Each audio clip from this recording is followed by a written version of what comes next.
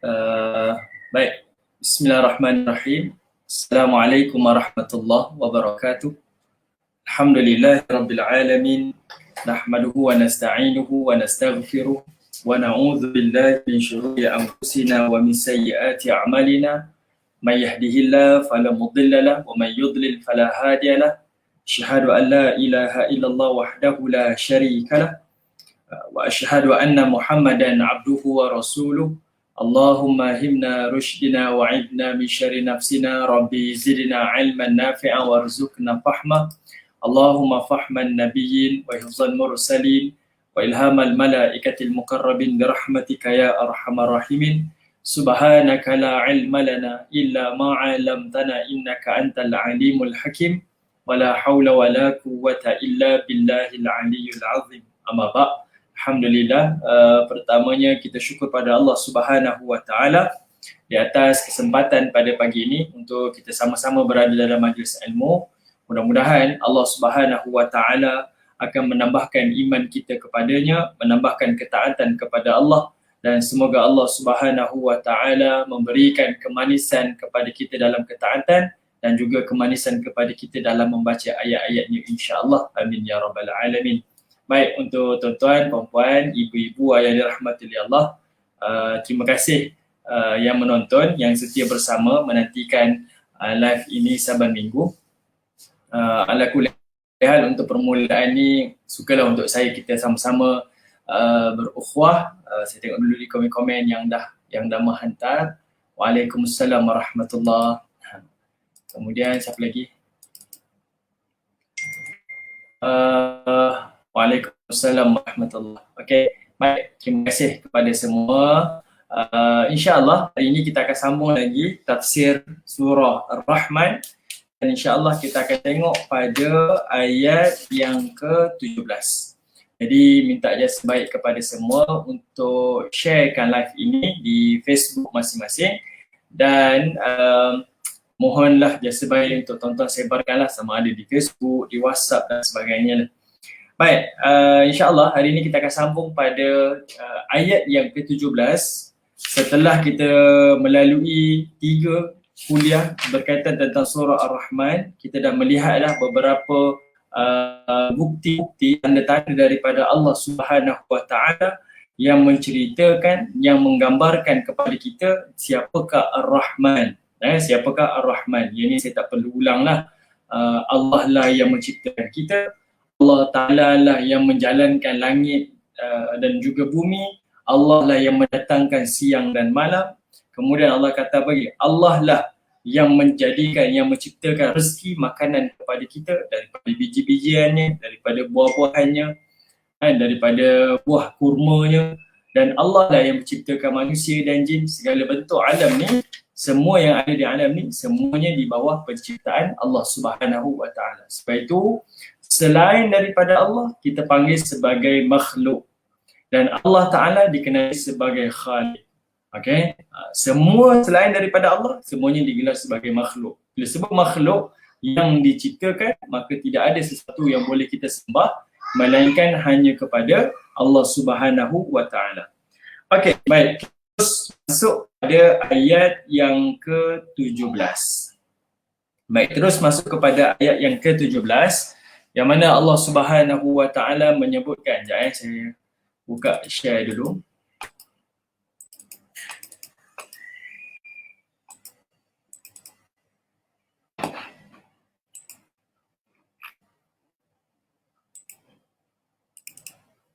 Okey, kita tengok surah Ar-Rahman ayat yang ke-17.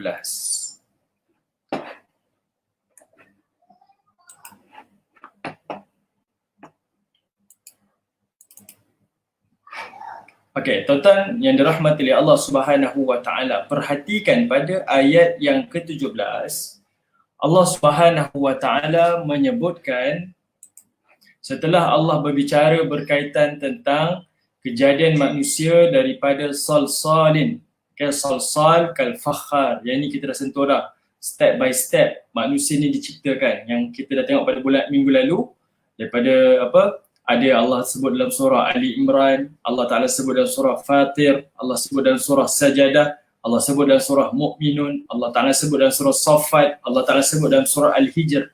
Ada beberapa ayat di dalam surah-surah dalam Quran, Allah sebutkan manusia ni diciptakan daripada turab, kemudian daripada salsal, kemudian daripada apa lagi? Daripada tin dan sebagainya. Terlalu banyak Allah Ta'ala gambarkan kepada kita. Baik, kemudian Allah Ta'ala berbicara tentang kejadian jin. Yang mana jin diciptakan daripada marijin minnar. Bukan minnar, tapi marijin minnar, iaitu di hujung api. Yang diterjemahkan sebagai lidah api yang menjadi julang. Tuan-tuan tengok api tu, di antara hujung api nak ke asap tu, di hujung tu, itu namanya marijin. Okay, itu namanya marijin. Dia nampak tak nampak keadaan dia. Itu namanya marijin. Itu kejadian daripada jin. Okay, kita tengok tanah Allah boleh jadikan manusia. Hujung api Allah Ta'ala boleh jadikan jin. Betapa besarnya kekuasaan Allah Subhanahu Wa Ta'ala. Yang kita tak rasa logik boleh jadikan sesuatu makhluk daripada sesuatu tu, tapi Allah buktikan kekuasaannya. Bayangkan tanah yang kering, ada tanah yang basah, ada tanah yang putih, ada tanah yang hitam. Tapi Allah jadikan dia makhluk dan dia tak kaku. Yang mana makhluk ni, manusia ni ada emosi, ada perasaan, boleh berfikir, boleh bercakap, ada kemampuan bangunkan negara, bangunkan dunia, yang boleh memakmurkan alam.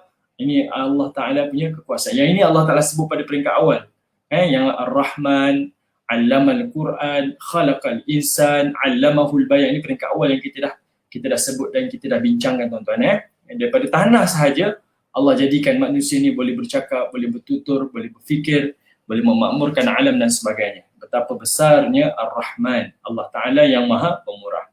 Baik, sekarang kita masuk pada ayat yang ke-17. Nanti tuan-tuan akan tengok ayat yang ke-17 dan juga ayat yang ke-19 ada perbezaan. Okay? Ada pada ayat 17 dan juga ayat yang ke-19 ni ada perbezaan. Allah Ta'ala berbicara tentang alam, iaitu khususnya di langit. Kemudian Allah Ta'ala berbicara tentang alam khususnya di lautan. Okay, kita akan tengok. Baik. Tuan-tuan perhatikan. Bismillahirrahmanirrahim. Pada ayat yang ke-17 Allah menyebutkan Rabbul Masyriqain wa Rabbul Maghribain. Okay. Dialah Tuhan yang mentadbir. Kenapa disebut diterjemah sebagai mentadbir? Sebab kalimah Rabb merujuk kepada itulah Tuhan yang menciptakan, itulah Tuhan yang mentadbir, dan itulah Tuhan yang mendatangkan manfaat dan juga mudarat. Okey, itu kalimah Rabb. Okey, kalimah Rabb sahaja memberi maksud yang pelbagai. Okey, jadi bila Allah kata Rabb, akulah Tuhan, Rabb yang menjadikan, akulah Tuhan yang mentadbirkan. Itu kalimah Rabb. Jadi Allah diterjemahkan dialah Allah Rabb yang mentadbir masyriqain, iaitu dua timur.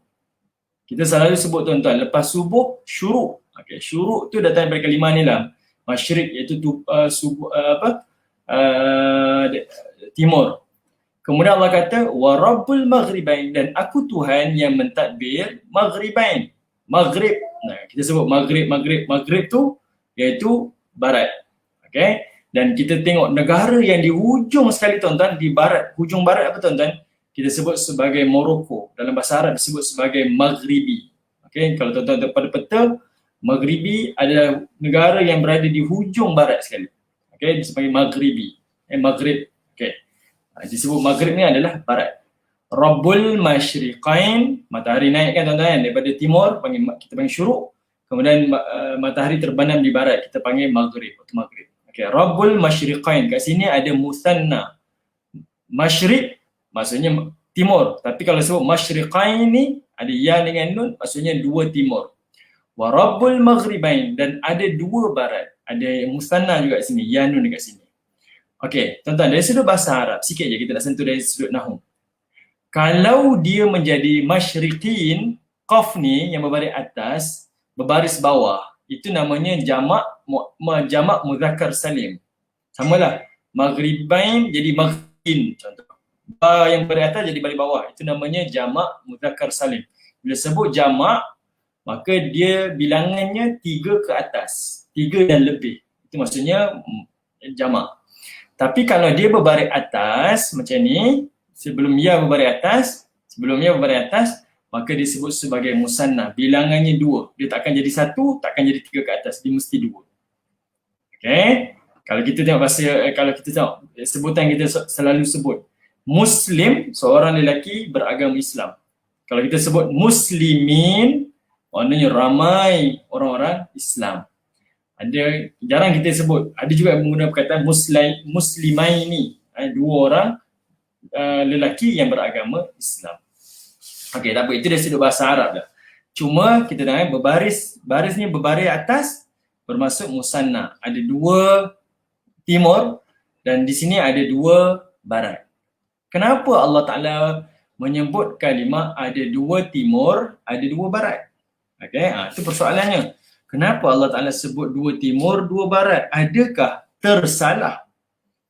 Ataupun betul ke ada timur ni ada 2, barat ni ada 2? Itu persoalannya, betul ke? Okey. Tuan-tuan tengok lagi. Okey. Tuan-tuan kalau boleh buat nota, tuan-tuan tulis di nota tuan-tuan di Quran terjemahan tuan-tuan. Kalimah masyriqain dan juga kalimah maghribain, 2 timur dan 2 barat ni bukan tersalah tulis, bukan tersalah tulis. Kenapa? Bayangkan, surah ni turun pada zaman Nabi SAW, yang mana orang Mekah khususnya lah dan juga mereka zaman Arab ketika itu, mereka tak berbincang dan mereka tak maklum pun tentang 2 timur, 2 barat kan. Tapi hari ni masyarakat moden telah membuktikan memang seakan-akan adanya 2 timur dan seakan-akan adanya 2 barat. Memang ada. Okay, dari sudut ilmu. Cuma tuan-tuan tulis nota dulu, kalimah masyriqain, 2 timur dan 2 barat ini adalah merujuk kepada musim sejuk dan juga musim panas. Tulis je dulu. Nanti saya akan tunjukkan gambar aja tuan-tuan macam mana perubahan tu. Tuan-tuan tulis Untuk surah Ar-Rahman ayat 17, 2 timur dan 2 barat ini adalah merujuk kepada musim sejuk dan musim panas. Musim sejuk dan musim panas. Okey. Kita hold dekat sini tuan-tuan. Tuan-tuan pindah ke surah Al-Ma'arij. Surah Al-Ma'arij. Okay, tengok surah yang ke-70, surah Al-Ma'arij. Okey, surah yang ke-50, surah yang surah yang ke-70, surah Al-Ma'arij. Tuan-tuan tengok pada ayat yang ke-40. Okey, ini. Ayat 4 surah yang ke-70, surah Al-Ma'arij, ayat ke-40.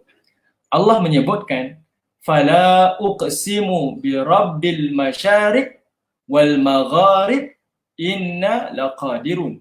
Maka aku bersumpah dengan kebesaranku, Tuhan yang menguasai seluruh alam meliputi tempat-tempat terbit matahari dan bulan bintang dan tempat-tempat tenggelamnya. Sesungguhnya kami berkuasa. Kat sini ada guna kalimah masyariq, magharib. Dia tak jadi masyriqaini, maghribaini. Dia jadi masyariq, magharib. Okey. Boleh tuan-tuan? Boleh? Baik. Tuan-tuan yang dirahmati oleh Allah Subhanahu wa taala. Jadinya di sini tuan-tuan ada juga perbezaan lagi. Kenapa Allah tak gunakan musanna, kalimah 2 timur 2 barat, tapi Allah gunakan masyariq, magharib. Okey. Kat sini tuan-tuan boleh letakkan musim luruh dan juga musim bunga. Okey. Kenapa saya sebut macam ni tuan-tuan? Okey. Cuma saya nak bagi nampak gambaran sahaja. Perbezaan. Adakah Allah tersalah? Tadi kata Rabbul Masyriqain, Tuhan yang mengatur 2 barat, 2 timur.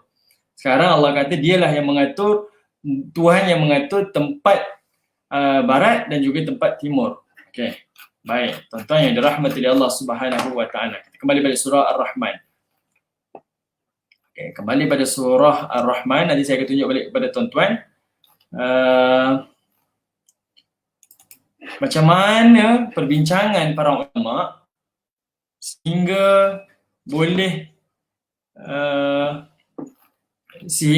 kita terjemahkan dua timur dan dua barat ini merujuk kepada musim panas, musim sejuk, musim luruh dan sebagainya. Okey, kita tengok dari sudut ilmu geografinya. Okey. Baik, tuan-tuan yang dirahmati oleh Allah Subhanahu wa taala. Sekarang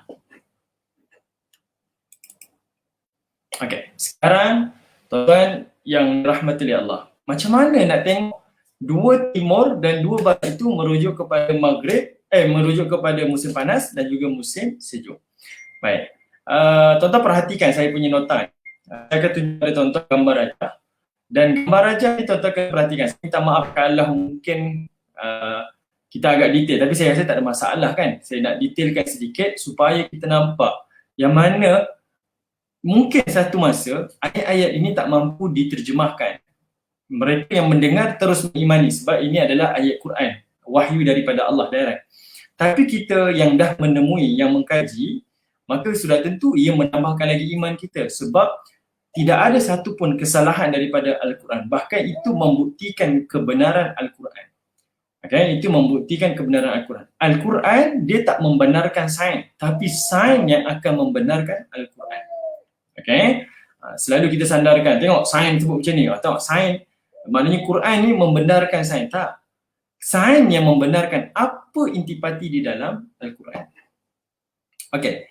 Baik, tuan-tuan yang dirahmati oleh Allah. Saya share pada tuan-tuan. Tengok nota ni.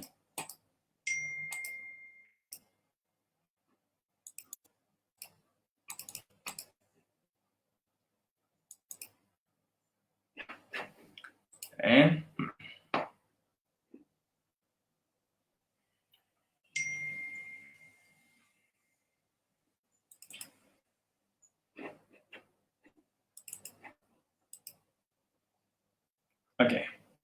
Oh ya, ya ini okey.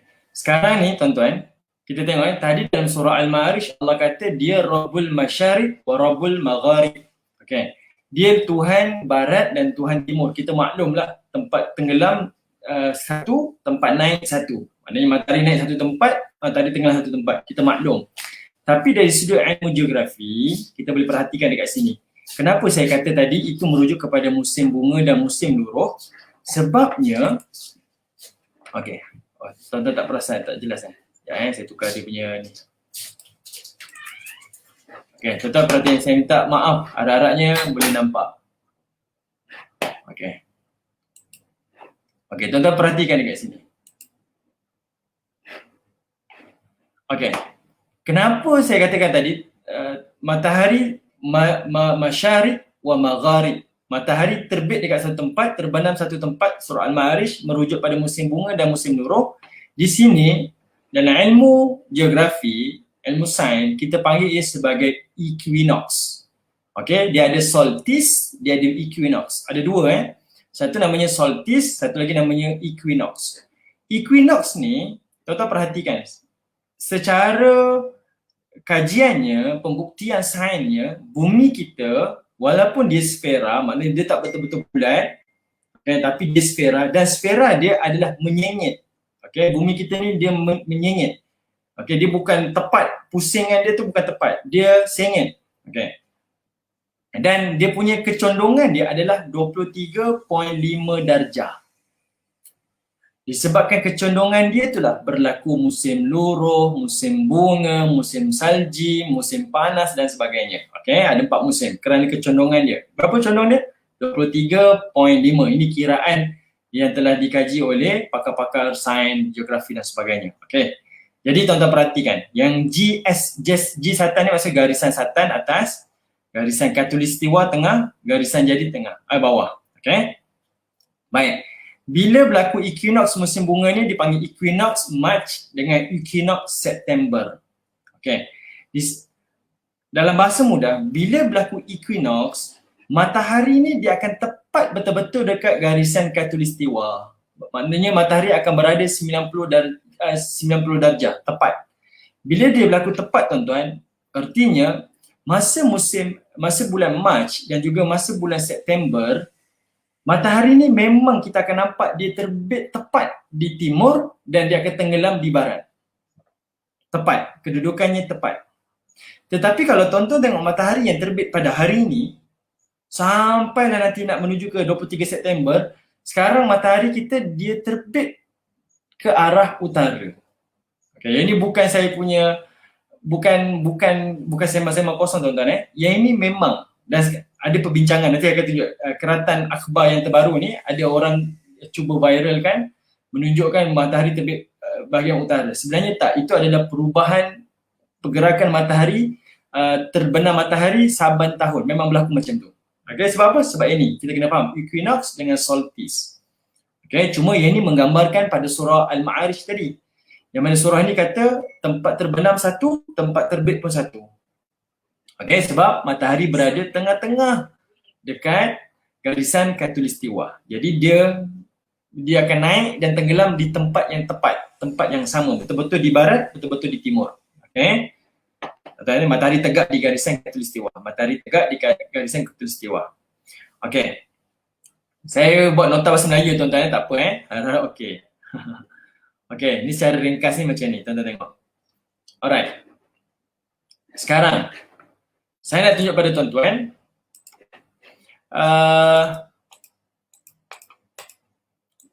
pada surah Ar-Rahman, kenapa Allah Ta'ala sebut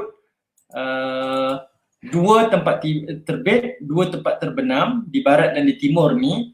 Maknanya bila sebut masyriqaini, maksudnya dua barat, dua timur, itu adalah merujuk kepada dua tempat terbit. Wal maghribain, dua tempat barat itu merujuk pada dua tempat terbenam. Okey, itu bahasa dia.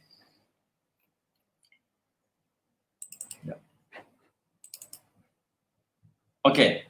Sekarang pada surah Ar-Rahman ayat yang ke-17, kenapa ada dua timur dan dua barat? Dua timur merujuk pada dua terbit, tempat terbit. Maghribain, dua barat merujuk pada dua tempat terbenam, adalah merujuk kepada musim panas dan juga musim sejuk. Okey, tuan-tuan yang dirahmati Allah, saya tak bersendirian dengan pandangan ini, dan pandangan ini tuan-tuan dibawakan oleh para ulama tafsir, antaranya iaitu Al-Imam Ibn Kathir. Tuan-tuan boleh baca dalam kitab Al-Imam Ibn Kathir terjemahan, ataupun tuan-tuan boleh tengok daripada kitab asal dia, teks asal dia. Dia mengatakan surah Ar-Rahman, bila Allah sebut ayat 17 berkaitan tentang Rabbul Masyriqain wa Rabbul Maghribain, adalah membincangkan tempat terbit dan tempat terbenamnya matahari pada musim sejuk dan juga pada musim panas. Ini pandangan daripada Al-Imam Ibn Kathir. Saya boleh baca ayat ni tuan-tuan. Saya merasakan imam-imam kita, mufassirin kita yang mutaqaddimin, yang terdahulu ni tuan-tuan, mereka bukan sekadar mahir dalam ilmu Quran ataupun ilmu tafsir, tapi mereka juga mahir dengan ilmu alam. Sebab dia sendiri mengkodkan kalimah musim sejuk dan musim panas. Okey, macam mana berlaku tuan-tuan? Perhatikan. Bila solstice musim panas berlaku pada bulan Jun dan juga solstice musim sejuk pada bulan Disember, matahari sudah tak berada tepat di garisan khatulistiwa. Yang titik putus-putus ni garisan khatulistiwa. Dia tak berlaku kat sini dah. Dia berlaku yang utara akan duduk di selatan, garisan atas, manakala mereka yang berada di selatan akan duduk di garisan jadi. Yang inilah yang menampakkan siapa yang duduk di negara empat musim ni, ataupun yang kita duduk kat tengah-tengah ni, kita yang duduk kat khatulistiwa ni, kita akan perhatikan yang selalu orang, kalau ibu-ibu, isteri rumah yang selalu sedia baju, dia akan perasan matahari terbit tempat lain sebab dia sedia baju kan, dia buat ampaian. Selalu terbit kat sini, sekarang terbit kat tempat lain. Sebenarnya itu bukan tanda-tanda kiamat, itu adalah fenomena alam semula jadi. Okey, kenapa matahari naik ke utara? Kita boleh faham dah, sebab matahari sekarang berada di garisan selatan. Kenapa? Sebab dia bermula solstice musim panas pada 21 Jun. Kecondongan matahari terbit tu memang ke arah utara. Nampak? Di sini. Ni kutub utara, kutub selatan. Dia sekarang berada dekat sini. Dan kenapa kita punya bumi condong? Sebab memang kedudukan bumi kita 23.5 kecondongan dia. Mereka yang berada dekat selatan, okey, ini berlakulah musim sejuk, mereka yang berada di kutub utara kan. Ni. Sekarang siapa yang duduk di negara-negara utara, di Jepun, di Korea, di Amerika, di Europe, sekarang musim panas. Tapi siapa yang duduk di apa Australia dan sebagainya, sekarang musim sejuk. Ini maklum tuan-tuan sekarang musim ni. Masuk Disember nanti, yang duduk di utara akan mengalami winter, manakala mereka yang berada di Australia akan berada pada musim summer. Okay? Ini kita maklum, benda yang maklum. Cuma kita yang berada dekat negara Khatulistiwa ni, kita akan nampak musim bulan Jun, matahari kita akan terbit, condongnya terbit akan berada di arah timur tapi ke arah utara. Okey, timur ke arah utara. Kita panggil apa timur laut kan, istilah dalam kompas kita, timur laut. Dia tak betul-betul arah utara tuan-tuan, dia akan daripada timur laut. Timur ke atas sedikit ke arah utara. Nanti bila musim Disember nanti, bulan Disember, tuan-tuan akan nampak kita punya matahari akan terbit daripada tenggara, daripada bawah. Timur nak turun ke arah selatan. Okey, jadi mereka yang berada di sini tuan-tuan akan nampak seolah-olahnya tempat terbit dan tempat terbenam alam ni, matahari ni, seolah-olahnya ada dua tempat. Okey, seolah-olahnya akan berada pada dua tempat. Okey, boleh tuan-tuan yang dirahmati Allah, itulah gambaran macam mana pembuktian geografi hari ini bincang tentang kejadian alam, macam mana adanya musim sejuk, musim panas, musim luruh dan juga musim bunga. Kita yang duduk di negara-negara ni kita akan jadi sangat-sangat takjub, tapi kerana benda ni fenomena alam, kita tak rasa takjub. Kita duduk sekarang, misalnya sekarang di Australia musim sejuk, turun suhunya, berada dalam ada snow dan sebagainya. Terus terbang balik ke Malaysia, musim panas pula. Macam mana alam ni? Orang pun mengkaji. Akhirnya itulah kesimpulan yang boleh dapat, adanya equinox, adanya solstice. Dan Allah Ta'ala tak sebutlah secara detail solstice, equinox, itu manusia yang mengkaji. Tetapi Allah Ta'ala telah memberikan satu gambaran nak menunjukkan, kamu nampak matahari terbit seolah-olahnya daripada situ. Hakikatnya, akulah Tuhan yang mentadbirnya. Akulah Tuhan yang menguruskannya. Okay? Sebab ayat ini telah menampakkan kepada kita, kalau Allah hanya gunakan kalimah dialah Tuhan timur dan Tuhan barat, bolehlah. Tapi bila Allah kata dia Tuhan dua timur dan dua barat, seolah-olahnya Allah nak menunjukkan ini bukan satu kesilapan, tapi ini sebagai satu pembuktian memang Quran datang daripada Allah Subhanahu wa Ta'ala. Okey, baik tuan-tuan yang dirahmati oleh Allah Subhanahu wa Ta'ala. Jelas tuan-tuan? Ada apa-apa persoalan secara ringkasan lah, itu yang kita boleh bincangkan. Sebab kita nak nampak saja matahari naik dan matahari terbenam. Okey. Baik, tuan-tuan yang dirahmati oleh Allah. Okey. Sekarang tuan-tuan, saya nak tunjuk pada tuan-tuan, sebelum kita pergi lebih jauh lagi untuk ayat-ayat yang berikutnya, kita tengok sedikit. Kenapa sebenarnya isu ni Allah Ta'ala sebut dah lama dah, tapi baru ni saya perasan dalam awal bulan Jun di Indonesia ada viral berkaitan tentang kes ni dan masuk kat bulletin. Okay? Saya share pada tuan-tuan video ni. Dia orang maklumkan seolah-olahnya ini tanda-tanda kiamat, tapi ada dah di ya, saya tunjuk pada tuan-tuan. Okay.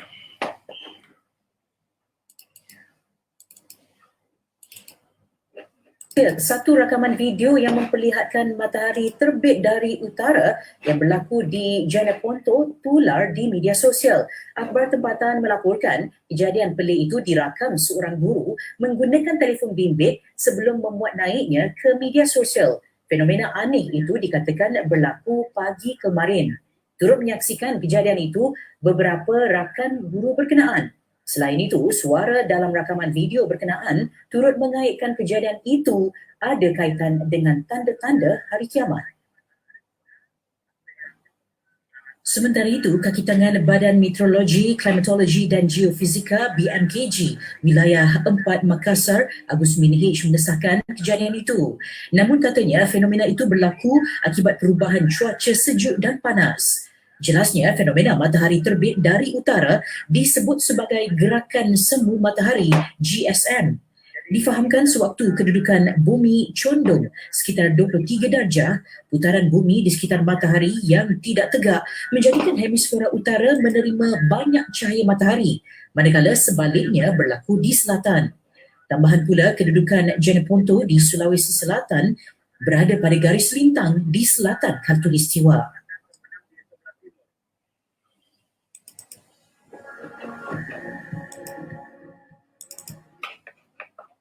Okey. Baik, tuan-tuan yang dirahmati Allah Subhanahu Wa Taala. Sebenarnya bukan terbit dari utara, tapi terbit di timur, namun dia ke arah utara, berada di arah utara. Okey, ini tuan-tuan boleh tengoklah sekarang kita dah lebih 21 Jun, kita dah masuk 1 Julai hari ni. Kita boleh nampak kita punya matahari ke arah utara. Tuan-tuan perhatikan hari ni. Nanti selepas 23 September, hujung September masuk Oktober, tuan-tuan akan nampak matahari tak terbit di tempat yang sama daripada rumah tuan-tuan. Dia akan berada di arah yang lain. Okay? Ini satu fenomena alam dan menarik untuk kita sama-sama renungkan. Dan ini menunjukkan sains telah membenarkan kandungan intipati daripada Al-Quran. Okay. Baik, tuan-tuan yang dirahmati Allah Subhanahu Wa Taala. Kalau tuan-tuan search pun di berita harian, saya tengok pun ada juga, ada penerangan dah tentang berkaitan tentang kenapa matahari terbit daripada timur. Okay. Okay. Baik, tuan-tuan yang dirahmati Allah, sekarang kita tengok ayat yang berikutnya, iaitu pada ayat yang ke-18, Allah menyebutkan Rabbul Masyriqaini wa Rabbul Maghribain. Okay, Rabbul Masyriqaini wa Rabbul Maghribain, iaitu Allah Ta'ala memberitahu, Allah Ta'ala kata fabi ayyi ala'i rabbikuma tukazziban, maka yang mana satu di antara nikmat-nikmat Tuhan kamu yang hendak kamu dustakan. Saya dah sebut pada tuan-tuan minggu lalu, kalimah ala'i ini diterjemahkan pada dua terjemahan. Pertama merujuk kepada nikmat-nikmat, yang kedua merujuk kepada kekuasaan-kekuasaan. Jadi maka yang mana satu di antara kekuasaan-kekuasaan Tuhan kamu yang hendak kamu terjemahkan, yang kamu dustakan. Dua-dua dibolehkan tuan-tuan. Kalau kita terjemahkan ala'i ini dengan nikmat-nikmat, sudah tentu kita nampak nikmat matahari terbit di dua tempat timur dan dua barat ni tuan-tuan, memberi maksud ada 4 musim yang mana-mana negara di ceruk-ceruk di belahan-belahan dunia ni mendapat manfaat. Negara yang ada musim sejuk, musim panas, musim bunga, musim luruh, semuanya mendapat manfaat daripada musim-musim tersebut. Okay? Ada manfaat-manfaatnya. Mungkin bagi kita yang duduk di negara panas, kita merasakan winter tu satu nikmat kan. Oh, bestnya kalau dapat main salji. Tapi mereka yang duduk di negara yang bersalji tuan-tuan, mereka merasakan salji itu sangat membebankan. Tapi walaupun bagi mereka membebankan, tapi di situlah tuan-tuan menjadi mungkin sumber pelancongan. Ada negara yang panas nak pergi tengok salji, maka mereka akan pergi berkunjung, pergi melancong ke negara-negara tersebut. Okay, kita tengok ada tempat-tempat yang menjadikan pesta winter tu sangat menarik, sehingga menarik pengunjung-pengunjung, pelancong-pelancong seluruh dunia untuk datang ke tempat mereka. Nak kata apa? Memang ada nikmat dengan terbitnya matahari di dua timur dan tenggelamnya matahari di dua barat. Ada.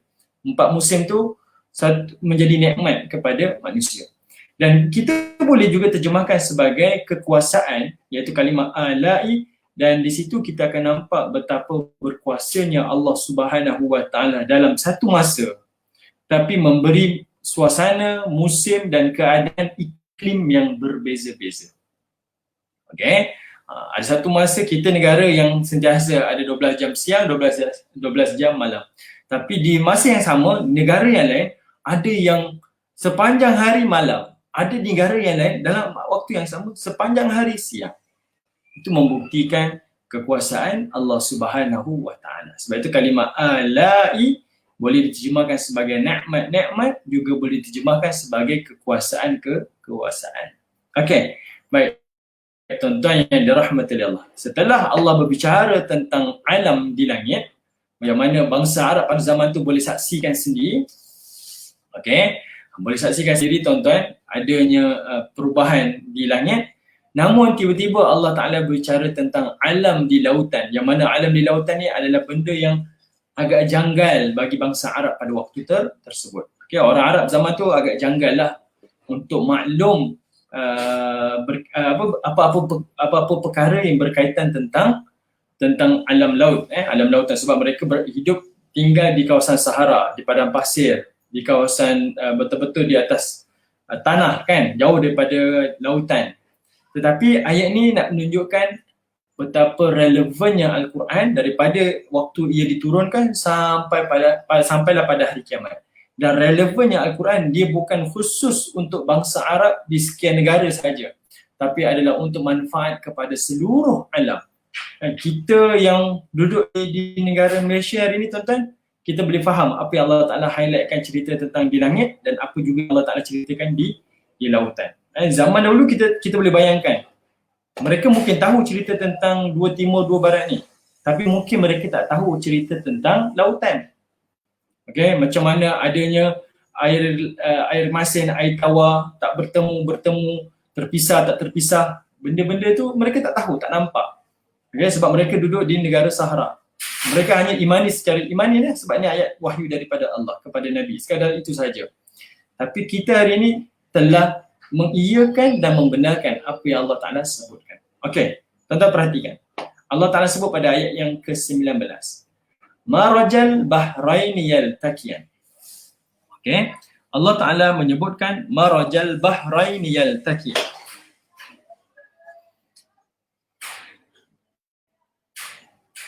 Okey. Kalimah marajal ni tuan-tuan iaitu bermaksud mengalir. Okey, mengalirnya al-bahrain, dua lautan, yaltaqiyan, dan sedang bertemu kedua-duanya. Kita sebut Bahrain maksudnya dua lautan. Bahar, laut, Bahrain, dua lautan. Rain kasih ada musanna juga, dua lautan. Okey, maraja ni maksudnya mengalir. Mengalirnya dua lautan saling bertemu. Bainahuma barzakhun la yabghiyan.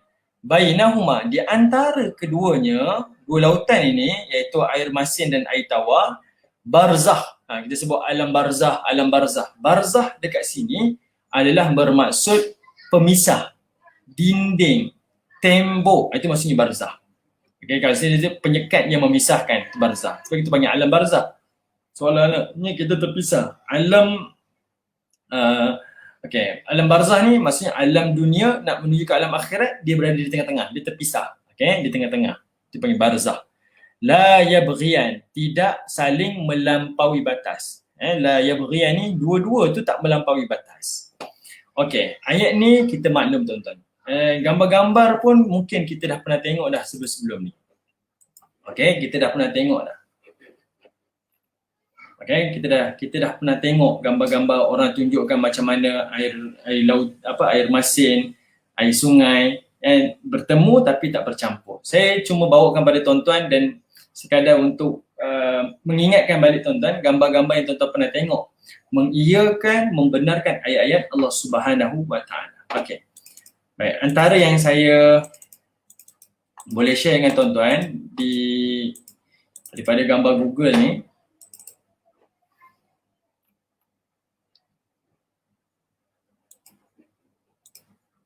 okey, antaranya gambar ni lah tuan-tuan. Okey, antaranya gambar ni, yang mana kita boleh tengok ada dua jenis air yang bertembung namun tidak bercampur. Okey, ada dua jenis air yang bertemu namun tidak bercampur. Sedangkan tuan-tuan yang dirahmati oleh Allah, kita maklum, okey, kita maklum sebenarnya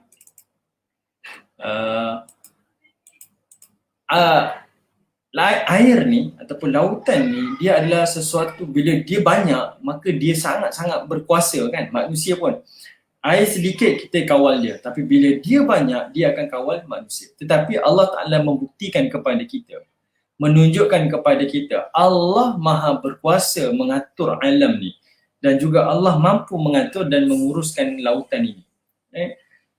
Kita tengok tuan-tuan, manusia bila masuk saja dalam lautan, dia tidak akan dapat apa-apa dah, melainkan dia hanya boleh berserah dan tawakal kepada Allah. Nanti kita tengok ada ayat bercerita tentang kapal laut nanti.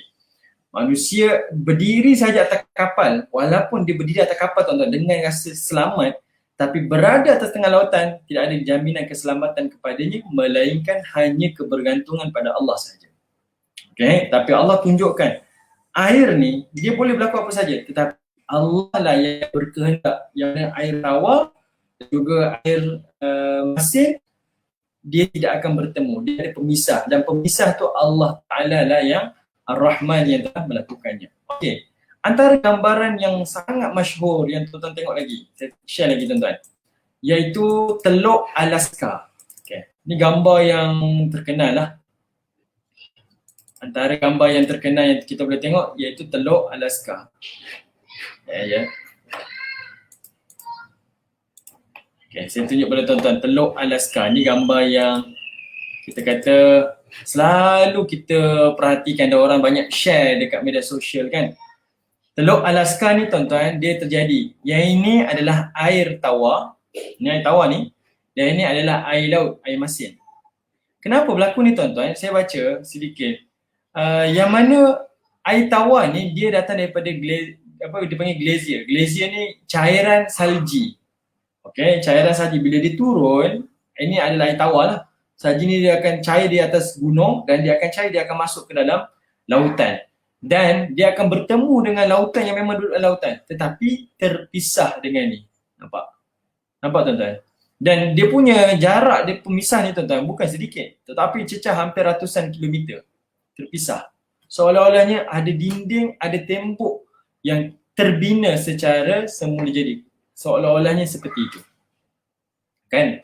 Allah lah yang maha berkuasa yang menjadikan segalanya tuan-tuan. Ini gambaran yang selalu tengok-tengok. Oh subhanallah. Seolah-olahnya ada pemisah. Okay, ini gambaran yang selalu kita tengok iaitu di Teluk Alaska. Okey, tuan-tuan yang dirahmati oleh Allah Subhanahu wa taala. Ada satu lagi ayat. Ada satu lagi ayat di dalam Al-Quran tuan-tuan. Okey, saya terbaca dulu komen Gimana Okey. Baru nak tanya, kenapa surah Ar-Rahman banyak menggunakan musanna, dua tempat terbit, dua tempat tenggelam, dua lautan, dua syurga, dua mata air, buah-buahan berpasangan, 7 pada antuma, 31 kali dalam dua syurga, mohon penjelasan lanjut. Okey. Pertama, ayat ini menuju kepada manusia dan juga jin. Okey, sebab itu disebut kalimah Rabbikuma, Tuhan kamu berdua. Kan, kat situ ada kalimah antuma, Rabbikuma, bukan Rabbikum, Tuhan kamu semua, tapi Rabbikuma, Tuhan kamu berdua. Merujuk kepada Tuhan jin dan juga merujuk kepada Tuhan manusia. Okey, alam ghaib dan juga alam nyata. Dua-dua alam ni Allah pemilik dia.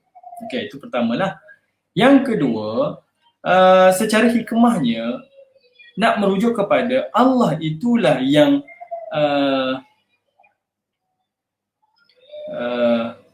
Allah itulah yang ganjil, yang kita baca al-fajr wal fajr wal layalil ashr wal syaf'i wal watr. Kita sebutkan antara sumpahan Allah demi yang ganjil dan juga demi yang genap. Wasyafa' tu demi yang genap merujuk kepada makhluk. Semua makhluk selain daripada Allah, semuanya Allah cipta secara berpasangan. Manakala Allah kata wal watr, dan dan bersumpah demi yang ganjil. Ganjil itu hanya merujuk kepada Allah. Sebab Allah itu adalah Ahad, Esa. Tetapi selain daripada Allah, makhluknya semuanya berpasangan. Siang pasang dengan malam, bulan pasang dengan matahari, manusia lelaki pasang dengan perempuan, jantan dengan betina, positif dengan negatif. Nak tunjuk manusia dia tidak tunggal dan tidak esa seperti Allah. Tapi Allah dia esa, dia tidak perlukan pada pasangan. Dia hanya adalah esa. Okey? Itu antaralah. Okey, baik tuan-tuan yang dirahmati oleh Allah Subhanahu wa taala. Okey? Jadi Surah Ar-Rahman kita dah sebut pada peringkat awal itu, memang dia menunjukkan kepada jin, tuju pada jin dan juga tuju kepada manusia. Ini ada hadis-hadis yang kita dah sentuh pada peringkat awal kuliah dahulu. Okey, baik tuan-tuan yang dirahmati oleh Allah. Saya nak bawa pada tuan-tuan, ada satu lagi ayat. Boleh tukar baju. Tapi dong. Tuan-tuan tengok dalam satu ayat lagi dalam surah Al-Furqan. Okey, dalam surah Al-Furqan, tengok sikit. Surah Al-Furqan ayat yang ke-53. Surah Al-Furqan. Okay. Surah Al-Furqan, saya tak nampak.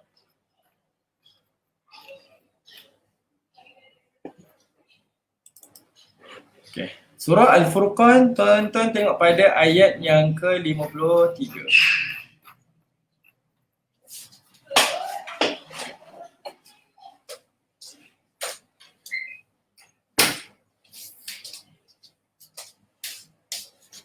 Okey, surah Al-Furqan tengok ayat 53. Surah yang ke-25, ayat yang ke-53, Allah menyebutkan wa huwallazi marajal bahrain hadza 'azbun furat wa hadza milhun ujaj wa ja'ala bainahuma barzakhan wa hijran mahjura. Kata Allah, dan dialah Tuhan yang telah mengalirkan dua laut berdampingan. Yang satu tawar lagi memuaskan dahaga dan yang satu lagi masin lagi pahit. Memuaskan dahaga ni maksudnya air itu boleh diminum tuan-tuan.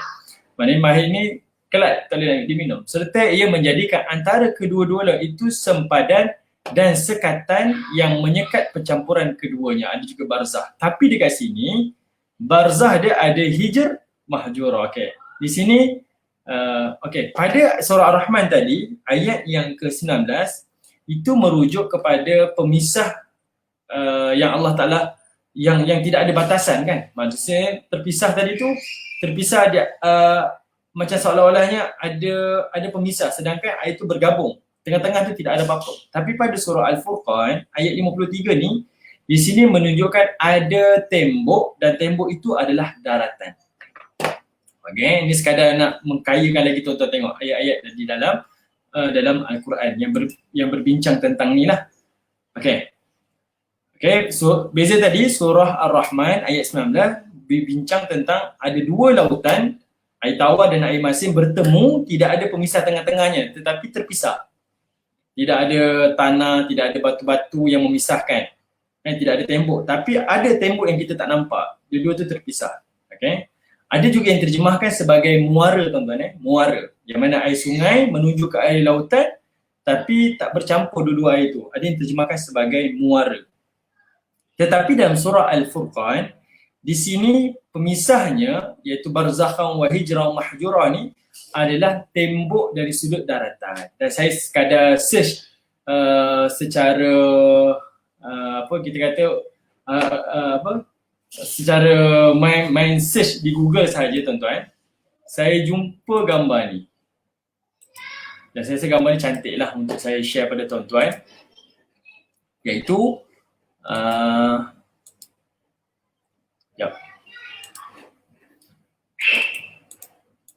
yang mana Allah Ta'ala juga menciptakan pemisah tu dari sudut daratan yang memisahkan dia. Contohnya gambar di sini. Okey, contohnya gambar di sini. Nampak? Adanya air lautan, adanya tasik mungkin di sini, terpisah dan terpisahlah dengan daratan. Dan surah Al-Furqan itu adalah menunjukkan kat sini barzakhan wa hijran mahjura. Okey? Nampak? Maknanya ayat Quran ni kadang-kadang kita tengok kenapa dia tak standardized. Ada ayat macam ni ayatnya, ada ayat macam ni ayatnya. Tapi itulah nak menunjukkan alam ni memang berbentuk-bentuk. Okey, ada yang terpisah yang tak nampak dengan mata. Seolah-olahnya gambar yang seperti bawah ni tuan-tuan. Okey, dua-dua bercampur tapi tak dua-dua bertemu, tak ada pemisah tapi terpisah. Tapi di sini pun bertemu tapi ada pemisah yang kita boleh nampak dengan mata kita, iaitu dengan daratan dia. Subhanallah. Gambar pun cantik lah. Nah, ini antara lah. Saya juga tengok di YouTube, tuan-tuan boleh search di YouTube pun. Try type Teluk Alaska. Lagi nyata tuan-tuan boleh nampak di Teluk Alaska ni memang Allah Ta'ala tunjukkan kepada kita secara video lah macam mana tak bertemu. Tadi kita tak saya gambar kan. Ini dari sudut video macam mana lautan tu tak bertemu. Subhanallah. Okey. Baik tuan-tuan yang dirahmati oleh Allah Subhanahu wa taala. Ini antara yang Allah Subhanahu wa taala telah berikan gambaran yang kita boleh tengok kekuasaannya daripada kacamata kita sendiri. Ini bukan sekadar cerita-cerita, tak. Bukan sekadar ujian yang kamu dengar, kamu kena imani. Itu perkara ghaibiat yang kita tak boleh nafikan. Tapi sekarang Allah Ta'ala bicara tentang kekuasaan dia yang kita boleh tengok dengan dua mata kita. Kita boleh rasa dengan panca indera kita melalui mata. Kita boleh rasa dengan sentuhan tangan kita. Kita boleh rasa dengan lidah kita, makan. Kita boleh rasa nikmat tu dalam perut kita dengan tenaga kita. Subhanallah. Allah Ta'ala telah membuktikan kekuasaan dia. Okey. Baik tuan-tuan yang dirahmati oleh Allah. Kita tengok lagi tuan-tuan. Ayat yang berikutnya. Adakah saya laju tuan-tuan? Kalau laju bagi maklum, bagi tahu laju. Tidak. Kalau perlahan bagi tahu perlahan Kalau ada apa-apa persoalan tuan-tuan boleh terus tanyakan. Kalau mampu saya jawab. Kalau tidak saya reserve lah tuan-tuan. Ada guru-guru yang lain yang boleh maklumkan. Okey, kita tengok surah Ar-Rahman ayat yang ke-21. Okey, surah Ar-Rahman ayat yang ke-21. Setelah Allah Ta'ala bicara tentang lautan, Allah kata fabi ayyi ala'i rabbikuma tukadziban. Maka yang mana satu di antara nikmat Tuhan kamu yang hendak kamu dustakan. Allah cerita tentang alam langit, kemudian Allah Ta'ala bercerita tentang alam lautan. Dua-dua ni alam yang saling menjadi cerminan langit dan lautan. Tapi dua-dua bagi bangsa Arab pada waktu itu, dia hanya tahu apa yang berada di langit, tapi dia tak tahu apa yang berada di lautan. Mungkin kita boleh bayangkan mereka tak pernah bertemu pun. Apa yang Allah Ta'ala sebut di sini, bainahuma barzakhun la yabghiyan. Sebab kita yakin mereka hanya duduk di atas darat. Mereka bukanlah orang yang berada di lautan, yang selalu berada di lautan. Mereka tak pernah nampak. Tapi keyakinan mereka dengan ayat-ayat Allah Ta'ala. Tetapi kita sendiri yang telah melihat ini, yakinlah dengan apa yang Allah Ta'ala sebutkan. Okey, Allah kata fabi ayyi ala'i rabbikuma tukadziban. Sekarang tuan-tuan, setelah Allah menyebutkan tentang apa pertemuan air sungai, air tawar dan juga air masin, kemudian Allah Ta'ala sebut lagi pula, nak bagi tahu Allah Ta'ala betul-betul kuasa. Allah sebut apa pula yang berada di dalam lautan. Yakhruju minhumal lu'lu' wal marjan. Okey, kita tengok pada ayat yang ke-22.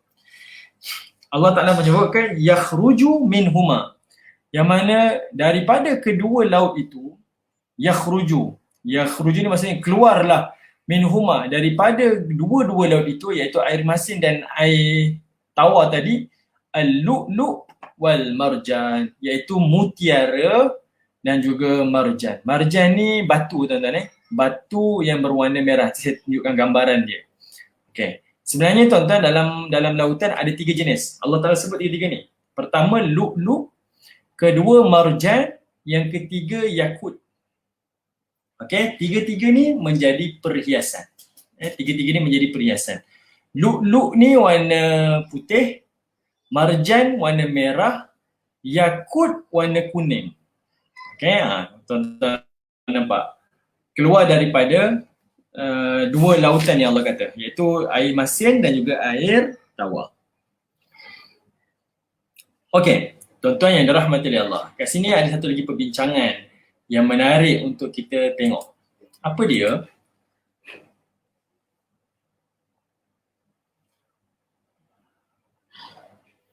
Okey, Tasifuyum di Mesir dikatakan masin sedangkan ia jauh dari laut.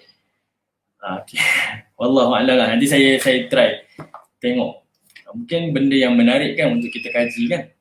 Okay. Yang soalan ni saya tak mampu nak jawab sekarang lah.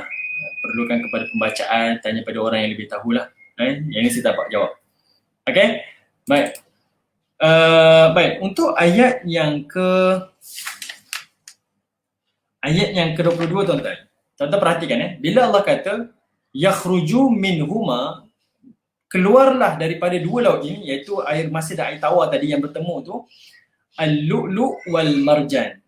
Okey, adanya mutiara, adanya batu yang dipanggil marjan, dan satu lagi ada ayat Allah sebut tentang yakut. Ini 3 perhiasan dalam lautan tuan-tuan. Tapi tuan-tuan, persoalannya para ulama tafsir bincang.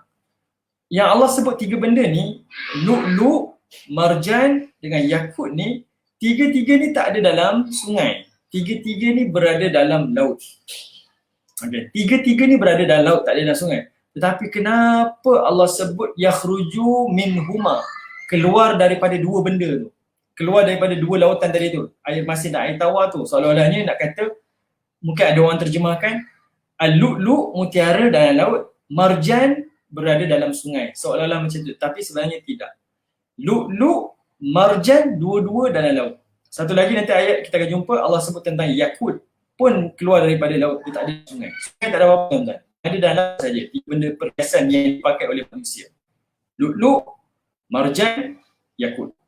Okey, kita sebut lu'lu' mutiara, marjan ni batu warna merah, manakala yakut ni adalah permata. Okey, 3-3 ni keluar daripada laut. Kenapa? Soalnya kenapa ada kalimah minhuma tu, keluar daripada 2 ni. Okey, para ulama tafsir mengambil contoh, sebenarnya ayat ini nak tujukan kepada kita sebenarnya. Okey, dari satu sudut kita boleh terjemahkan direct daripada ayat ini tentang lu'lu' dengan marjan. Tapi para ulama tafsir ada juga membandingkan dengan ayat-ayat yang lain. Okey, mungkin tuan-tuan tak berapa jelas apa yang saya nak sampaikan. Sekarang saya nak buat tuan-tuan tengok satu ayat lain. Tuan-tuan boleh buka Quran, tengok surah Al-An'am. Tengok surah Al-An'am ayat yang ke-130. Saya tolong tuan-tuan search. Surah Al-An'am ayat yang ke-130. Ada persamaan dengan ayat ni tuan-tuan. Tengok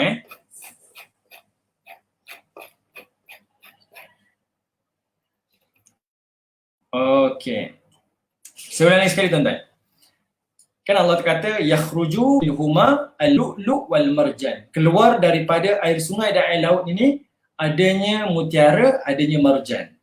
Seolah-olahnya Allah kata mutiara keluar daripada laut, ya. Marjan keluar daripada sungai. Seolah-olahnya macam tu. Tapi hakikatnya kalau kita tengok marjan, lu'lu' dan juga yakut ini semua keluar daripada laut. Tak ada daripada sungai. Kenapa tuan-tuan? Para ulama bincang kenapa ayat ni macam tu. Jadi Al-Imam Ibn Kathir bawa pandangan-pandangan mufassirin yang lain daripada Ibn Jarir At-Tabari dan sebagainya. Mereka menyandarkan juga pada ayat yang ke-130. Salah satu contoh dia. Dia kata apa? Contoh. Ya ma'syaral jin wal ins alam ya'tikum rusulun minkum yaqussuna alaikum ayati wa yunzirunakum liqa'a yaumikum hadha. Kita berhenti kat sini je. Wahai sekalian jin dan manusia, bukankah telah datang kepada kamu rasul-rasul daripada kalangan kamu sendiri yang menyampaikan kepada kamu ayat-ayatku, perintah-perintahku, yang memberi amaran kepada kamu tentang pertemuan kamu dengan hari kiamat. Okey, apa persamaan ni tuan-tuan? Okey, sebelum tu Allah mengawali kalimah jin dan manusia. Ya ma'syaral jin wal ins. Allah tak kata ya ma'syaral ins wal jin. Sebab Allah ciptakan jin terlebih dahulu daripada manusia. Ayat ni susunan dia tepat mengikut kejadian mana yang lebih awal. Kemudian Allah sebut alam ya'tikum rusulun minkum. Nampak ni? Ada kalimah minkum. Allah kata, bukankah telah datang kepada kamu jin dan juga manusia para rasul daripada kamu? Apa yang tuan-tuan rasa argue dekat sini? Seolah-olahnya Allah kata ada juga rasul daripada kamu ni, kamu semua. Kum ni maksudnya kamu semua, iaitu daripada kalangan jin dan manusia. Seolah-olahnya Allah kata ada para rasul daripada kalangan manusia, ada juga para rasul daripada kalangan jin, seolah-olahnya. Tapi sebenarnya kalau tengok daripada hadis-hadis Nabi SAW, tidak ada pun daripada kalangan jin yang adanya dilantik menjadi rasul. Tidak ada. Rasul semuanya daripada kalangan manusia, tidak ada daripada kalangan jin. Persamaan dengan ayat Ar-Rahman tadi, bila Allah kata keluar daripada air sungai dan air laut itu keluarnya mutiara dan marjan, sedangkan mutiara dan marjan tadi hanya keluar daripada air laut. Air sungai tak keluar apa-apa. Samalah macam dengan ayat ini, walaupun Allah sebut tentang jin dan juga manusia, dan Rasul itu keluar daripada kamu tu tak semestinya merujuk kepada jin. Okay? Sebab Rasul hanya datang daripada kalangan manusia sahaja. Daripada kalangan jin tidak ada seorang pun Rasul yang Allah utuskan. Okay? Boleh tuan-tuan? Okay? Dia tak semestinya kena keluar daripada salah satu. Kena keluar dua-dua. Salah satu pun dah memadai. Itu ayat yang disebut dalam kitab-kitab tafsir lah. Okay? Boleh? Okay. Saya beritahu kalau ada yang jelas ke tak jelas. Okay? Boleh tuan-tuan? Saya minta maaf kalau ada yang tak jelas. Okay, baik. Jadi, itulah yang disandarkan oleh para ulama kita. Bila menyebutkan ayat ini, mungkin ada yang akan argue. Dua-dua yang Allah Ta'ala sebutkan hiasan tu, dua-dua tu hanya dalam laut sahaja, tidak ada dalam sungai. Adakah ayat itu tersalah? Para ulama kata tak, ayat itu sama macam ayat yang kita sebut tadi dalam surah Al-An'am tadi. Allah Ta'ala sebut tentang jin dan manusia dan Allah kata Rasul tu diutuskan daripada kalangan mereka. Tapi mereka tu tak semestinya ada Rasul daripada kalangan jin. Rasul hanya datang daripada kalangan manusia sahaja. Okay? Boleh tuan-tuan? Yang Allah Ta'ala sebut ni, lu'lu' wal marjan. Okay, saya baca dalam tafsir Ibnu Kathir tuan-tuan. Ini antara kajian daripada imam kita, Ibnu Kathir. Dia kata apa? Antara hebatnya penciptaan Allah, dia kata lu'lu' ni mutiara yang berwarna putih. Marjan ni adalah dipanggil batu lah, tapi disebut juga sebagai mutiara yang berwarna merah. Bezanya, lu'lu' ni besar, marjan ni kecil. Okay, ni dia sebutlah antara mutiara-mutiara yang terbaik yang ada yang keluar daripada lautan. Okay, maknanya Allah Ta'ala bukan sekadar cerita tentang lautan daripada atas. Kamu daripada darat kamu boleh nampak ni lautan yang terpisah air masin dengan air tawar. Tapi sekarang Allah bincang tentang dalam laut pula, yang mana orang bangsa Arab tak pernah lagi masuk dalam laut tu lagi. Contohlah tak pernah menyelam, tak pernah tahu apa yang dalam isi perut laut. Tapi Allah cerita adanya hiasan yang sangat cantik di dalam lautan tersebut. Okey, saya bawakan tuan-tuan pandangan daripada Ibnu Kathir. Dia kata apa? Macam mana terjadinya lu'lu' dan marjan ni? Iaitu adalah kerana adanya pertemuan di antara air tawar dan air masin tu. Daripada pertemuan air tawar dan air masin, termasuklah hujan dan sebagainya, kata Ibnu Kathir. Saya tak tahu tuan-tuan ni, saya tak mengkaji dan tak membaca lebih. Cuma saya tengok daripada kitab tafsir, dia kata kalau cengkerang tu terbuka dan air hujan jatuh dalam laut dan masuk di dalam cengkerang tersebut, maka air hujan yang masuk dalam cengkerang itu akan terbentuk menjadi mutiara. Okey, nak cerita pertemuan di antara air masin dan air tawar tu, itulah kejadiannya. Dia akan membentuk lu'lu' dan juga marjan. Okey, pertemuan tu itu menjadi nikmat sebab dia akan akhirnya menjadi perhiasan kepada manusia. Manusia boleh jadikan itu sebagai pendapatan, sumber perniagaan, sumber kehidupan, sumber perhiasan dan sebagainya. Menjadi nikmat kepada manusia. Okay?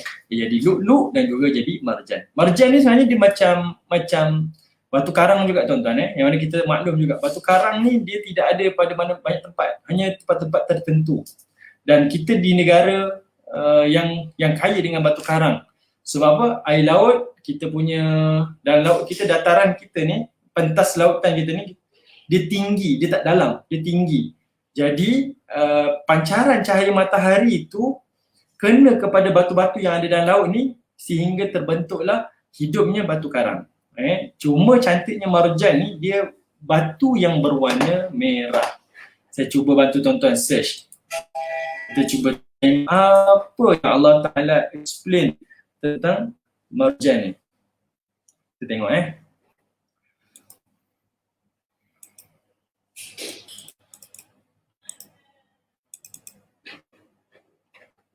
Sekejap.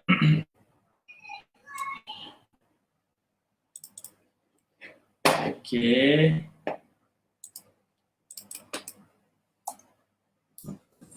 Tengok marjan. Okey.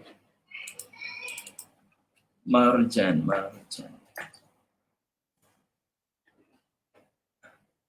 Tak keluar pula.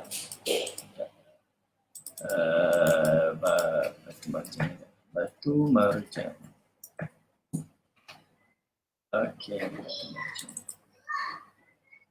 Okey. Okey, dia panggil red coral. Okey, ni contohlah gambaran dia. Ni message je tuan-tuan dekat Google ni, saya pun tak tahu betul ke tidak. Tapi dijadikanlah hiasan-hiasan, cincin sebagainya. Tapi bentuknya seakan-akan macam ni mungkin. Yang ni. Mana ni? Kan? Okey, yang ni. Red coral ni.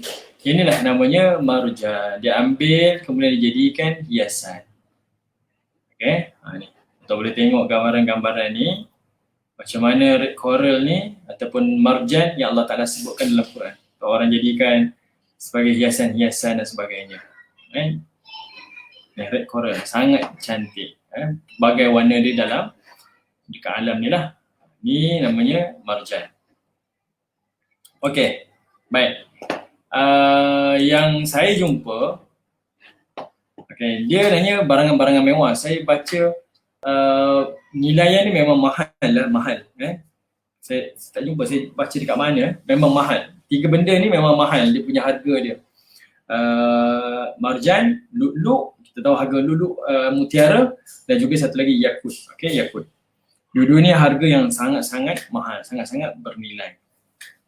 Okey, tuan-tuan yang dirahmati oleh Allah Subhanahu wa Ta'ala.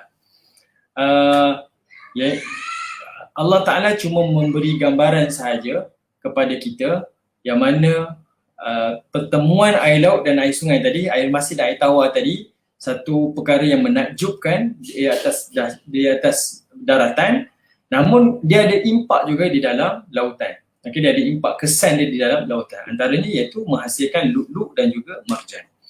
Kemudian tuan-tuan, daripada ayat tersebut, di antara lu'lu' dan marjan, berpindah kepada ayat yang berikutnya, iaitu pada ayat yang ke-24. Okey, lepas Allah kata yakhruju minhumal lu'lu'u wal marjan, Allah terus sebut fabi ayyi ala'i rabbikuma tukadziban. Mana nikmat Tuhan kamu yang kamu dustakan? Mana kekuasaan Tuhan kamu yang kamu boleh dustakan? Sebab Allah bicara tentang zaman yang mereka tak tahu pun. Okey, mereka tak maklum tentang benda-benda ni pun. Okey, Allah cerita apa yang ada di atas laut, apa yang ada dalam laut. Kemudian Allah Ta'ala cerita tentang walahul jawaril munsya'atu fil bahri kal'a'lam. Allah berbicara berkaitan tentang kapal-kapal yang berlayar di atas lautan. Okey, kapal-kapal yang berlayar di atas lautan. Okey, kita kembali pada ayat kita, teks balik.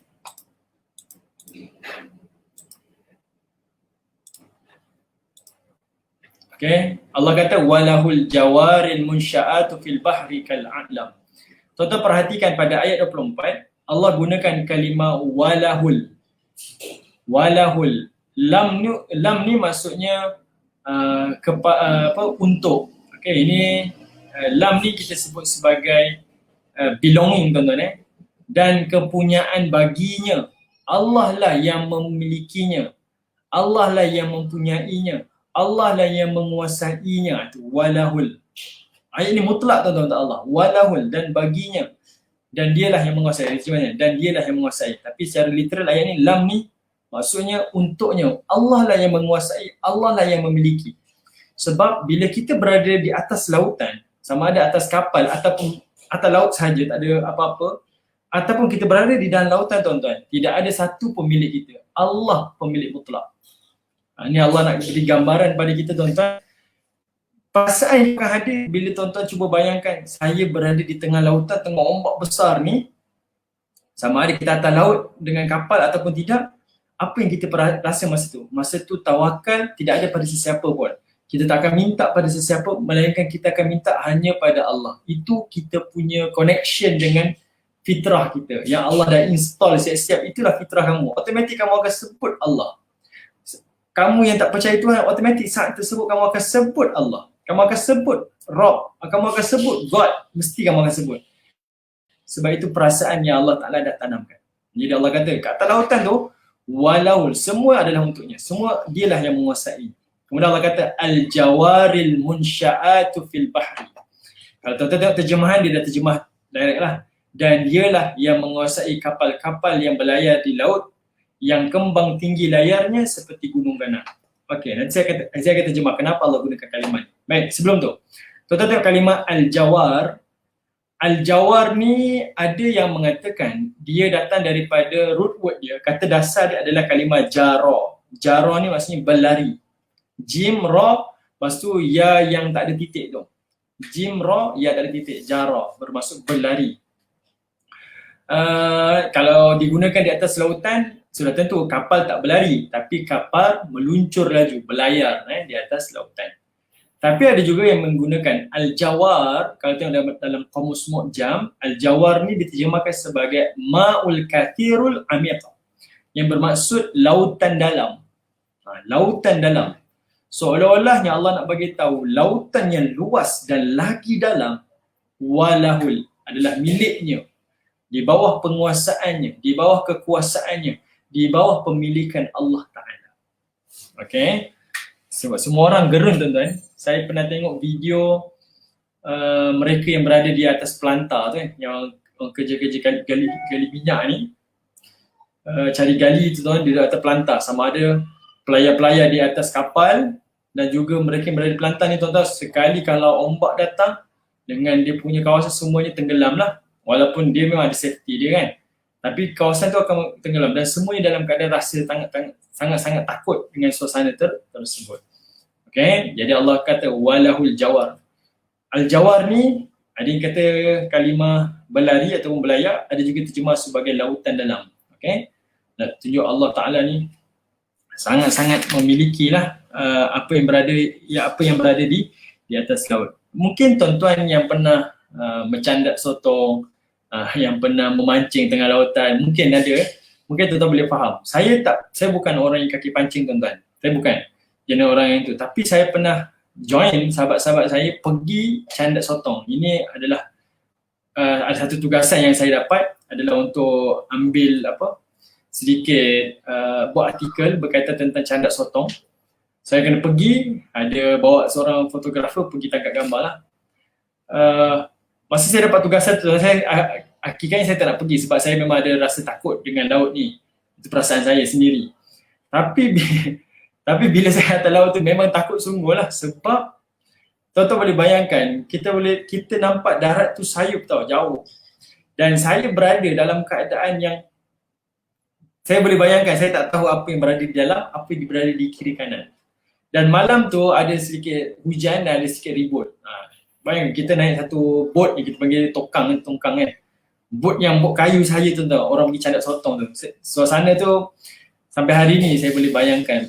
Rasa takut tu saya rasa ada. Tapi bagusnya masa itulah kita belajar tawakal, penyerahan tu mutlak pada Allah. Kita berada di atas darat ni kita tak rasa tuan-tuan. Tapi kalau tercampak atas laut, masa itulah kita boleh rasa tawakal kita memang untuk Allah. Sama lah mereka yang duduk kat atas langit tu, nak buat terjunan tu, payah terjun ke apa, masa tu baru kita rasa. Kita tak ada apa-apa pemilikan pun. Tak ada sesuatu yang kita kuasai, melainkan semua di atas kekuasaan Allah Subhanahu wa Ta'ala.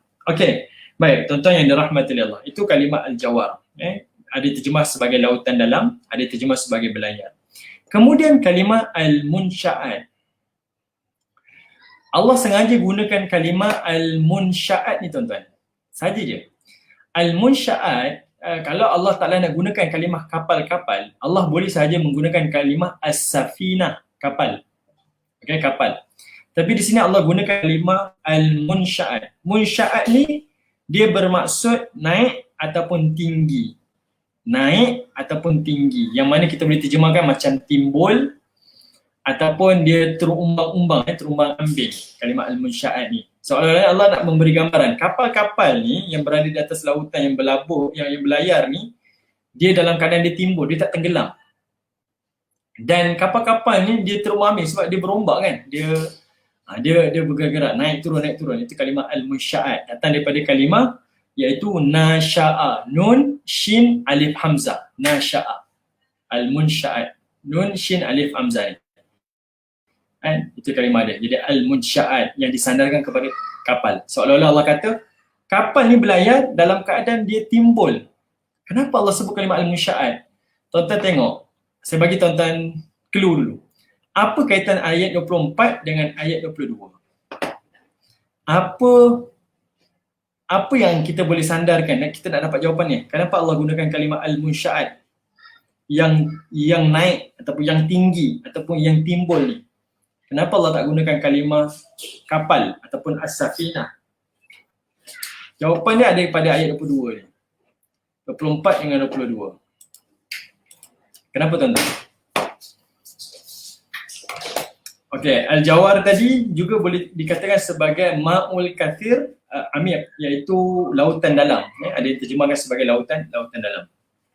Okey, tapi sekarang soal saya, kenapa Allah menggunakan kalimah kapal itu dengan kalimah al-munsya'at, yang naik ataupun yang timbul dan yang tinggi? Sebab bila kapal berlaku atas lautan tuan-tuan, dia timbul kan, dan dia di setinggi dia macam bila ada ombak dia akan ombak ambing je kan, soalan macam tu lah. Dan Allah kata apa, sambungan dia Allah kata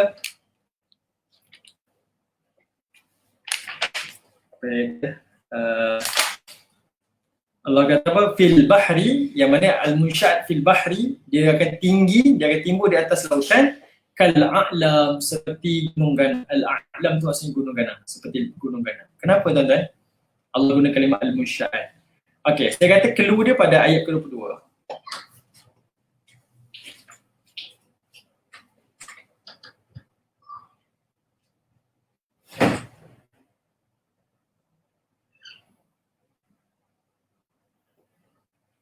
Okey, dalam surah Yasin ada juga sebut tuan-tuan, ni yang bertanya soalan ni. Dalam surah Yasin kita ada bincang dah berkaitan tentang ni. Okey, dalam tafsir surah Yasin tempoh hari kita ada bincang dah. Okey. Cumanya sekarang yang saya tanya pada tuan-tuan, kenapa Allah Taala gunakan kapal dengan kalimah al-munsya'at? Okey. Jawapan dia tuan-tuan, clue dia, tuan-tuan tengok tadi pada ayat yang ke-22, Allah cerita tentang al-lu'lu' wal marjan, kan? Lu'lu' dan marjan. Apa yang Allah Ta'ala nak bawa kita tuan-tuan? Sebenarnya, okey, sebelum tu, saya ulangi sekali. Kenapa, soalnya kenapa Allah tak guna kalimah as-safinah, kapal? Direct dia ayat dia kapal, the ship, Allah tak guna yang tu. Tapi Allah kata al-munsya'at, Allah sebut dia punya fungsi dia. Dia timbul, dia tinggi. Kalau tahu atas laut tu, rata tiba-tiba ada kapal besar. Okay, dan Allah kata dia seperti kal a'lam, gunung ganang. Sebab Allah Ta'ala nak bagi tahu tuan-tuan, Allah nak buat kita berfikir. Bila Allah sebut pada ayat 22 tentang lu'lu' wal marjan, Allah nak bagi tahu lu'lu' dan marjan ni adalah benda yang kecil. Benda yang kecil dan benda yang ringan dan kecil. Tetapi dia tenggelam. Tapi bila Allah Ta'ala bicara tentang al-munsya'at, as-safinah, bila Allah kata kapal kita maklum lah, tapi Allah kata al-munsya'at, benda yang besar, benda yang tinggi, Allah jadikan dia terapung. Okey, kita boleh guna akal, kita berfikir, betul tak Allah Ta'ala sebut ni? Allah jadikan benda yang kecil dan ringan tenggelam. Tapi bila Allah Ta'ala tunjukkan kepada kita adanya kapal laut yang besar, kapal kurier sekarang ada yang berdagang ekspor import besar tuan-tuan, macam-macam barang, tapi dia tak tenggelam, dia terapung.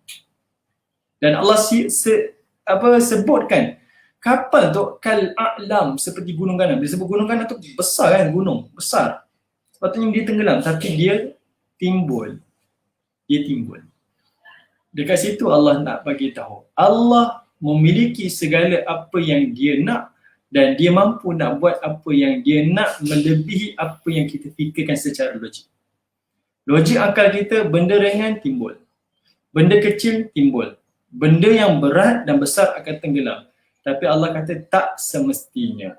Boleh jadi yang besar dan berat dia timbul, boleh jadi yang kecil dan ringan akan tenggelam. Okay? Dan itu Allah Ta'ala nak kita berfikir. Sebab itu Allah tak guna direct kalimah as-safinah. Bila sebut safinah kapal, kita faham. Tapi Allah nak cerita kapal tu bukan kapal saja, dia kapal besar. Dan Allah gunakan kalimah al-munsya'at. Kapal tu dia timbul. Dan timbul dia, nak bayang kapal tu besar, Allah kata kal a'lam, seperti mana gunung ganang. Bila sebut gunung ganang bagi orang Arab, khususnya Mekah, zaman ayat turun ni tuan-tuan, dia boleh bayangkan gunung tu bukan kecil, gunung tu besar sebab gunung di Mekah adalah gunung batu. Macam mana gunung berada di atas laut boleh al-munsya'at, boleh timbul. Benda tu satu benda yang kalau kita fikir-fikirkan, subhanallah. Dia ilmu yang Allah beri pada manusia. Manusia fikir dan manusia dapat manfaat. Dan Allah kata apa? Fabi ayyi ala'i rabbikuma tukaziban. Apa lagi nikmat yang kamu nak dustakan? Nikmat lautan, kapal yang Allah berikan. Nikmat itu memudahkan kamu. Kamu boleh merentas antara benua, antara daratan. Kamu boleh mendapat manfaat, kamu boleh bertukaran knowledge, kan? Kamu boleh macam-macam manfaat kamu boleh dapat dengan perkara tersebut. Apa nikmat yang kamu nak dustakan wahai manusia, wahai jin? Apa lagi nikmat kamu nak dustakan? Okay? Dan di situ kita boleh dapat gambaran kebesaran Allah Subhanahu wa Ta'ala. Okay, baik tuan-tuan yang dirahmati oleh Allah, kita berhentilah pada ayat yang ke-25. InsyaAllah kesempatan yang akan datang kita akan sambung lagi pada ayat-ayat yang berikutnya.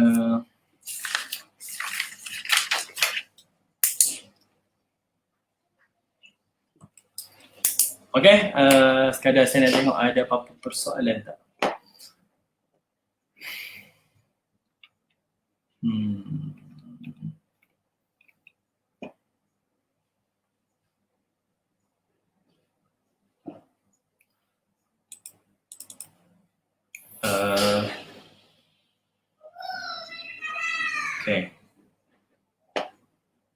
Okay, ini sekadar ayat yang Allah gunakan yang nak disandarkan lu'lu' dan marjan hanya keluar daripada laut, tak ada daripada sungai.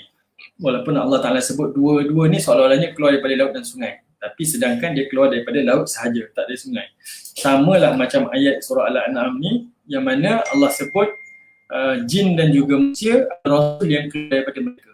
Tapi rasul tak ada pun daripada kalangan jin, hanya daripada kalangan manusia sahaja. Okay, hanya sebut salah satu sahaja. Okay. Ini para ulama tafsirnya pandangan lah. Bagi yang soalan tadi tuan-tuan, saya tak dapat jawab ni. Tasik Fayum di Mesir, dikatakan Mesir sedangkan yang jauh dari laut. Wallahualam, saya tak tahu jawapannya. Saya cuba cari kalau saya dapat. Apa lagi soalan? Adakah soalan yang saya tak jawab, saya terlepas pandang.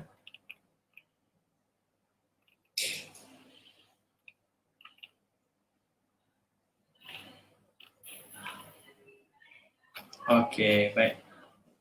Baik.